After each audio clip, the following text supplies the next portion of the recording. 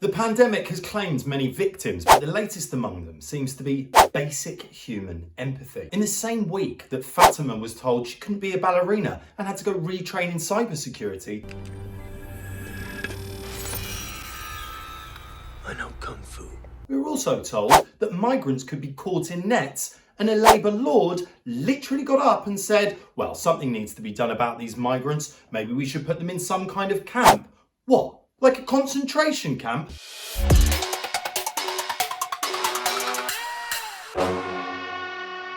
Whether you're a musician, a migrant, or Fatima the ballerina, we seem to be experiencing an unbelievable contraction in the basic idea that human empathy, the arts, light, and looking after fellow human beings is a worthwhile thing to pursue. The most predictable thing about any government response to a crisis is to avoid and say, look over there, something you can hate more than us. And that, most of the times, happens to be people in boats.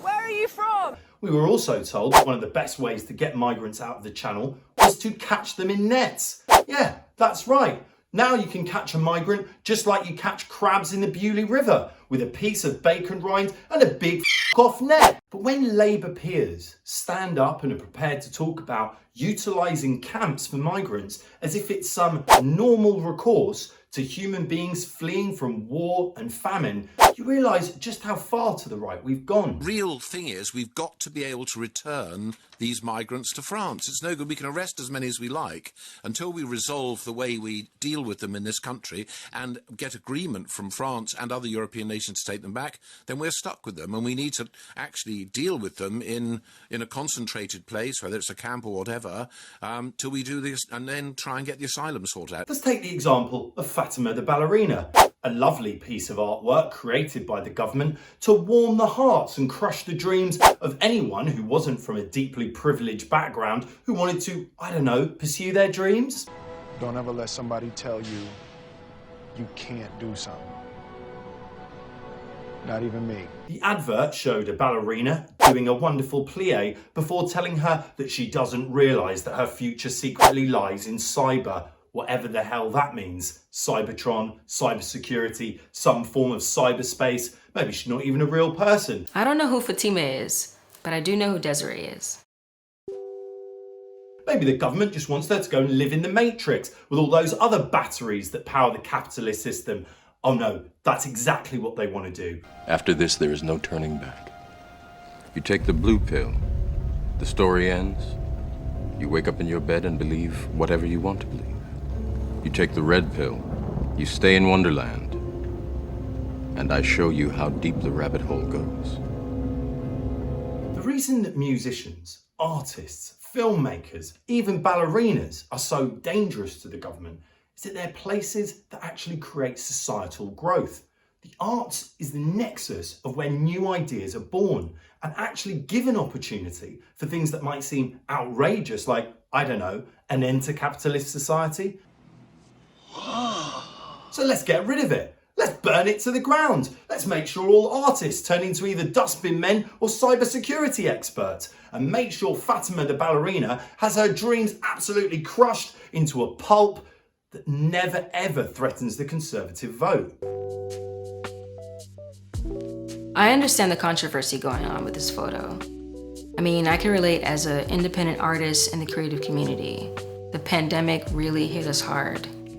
It's not easy to find work, especially being a Black woman during all the current racial injustice going on. It's been really hard. Yeah, maybe it sounds ridiculous to you, but what I see is a total and utter attack on empathy. Basically, everyone in the arts has been crying out for some form of government subsidy for months. And yet, whereas other industries have got far more than you'd expect, the arts have got far less. Obviously, all our venues here were closed instantly.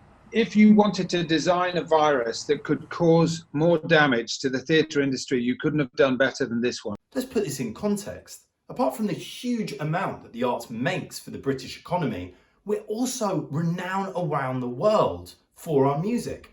There are very few countries you go to where you don't hear the Rolling Stones, the Beatles, or some form of Take That song playing on the radio. A Tell your girl to link me at the coffee shop. Getting freaky in the sheets, we're taking body shots. Then I finish with a facial just to top it off, eh. And why is that? Because the fundamental reality is that the British soft power has come from our artists taking over the world. We're world famous in the arts, whether it's baddies in American films. Have you ever even actually killed anybody? I mean, really? Yeah. Well, I mean, falling asleep on someone, that doesn't count. So why would you cut our funding to something that's been such a fundamental part of growing the great British brand? Mr. President. Made-up ballerina Fatima, musicians and migrants are all dealing with the same bullshit. They are literally trying to dehumanise and destroy basic engines of empathy. If you had told me that there would be a government-sanctioned advert that actually went out crushing the dreams of 6-year-old little girls who wanted to be ballerinas, I would have told you were making it up. If you told me that somehow the government would be proposing using nets to throw over migrant boats, I would have said in a satirical comedy writing room that you're pushing it too far and that that'll never happen. The world's gone totally bonkers, but what's going on within that is more and more dangerous. Because if we kill the engines of empathy, if we kill our ability to maintain our fraternal links to people that are different from us, well then society is exactly as Margaret Thatcher said, not a thing at all.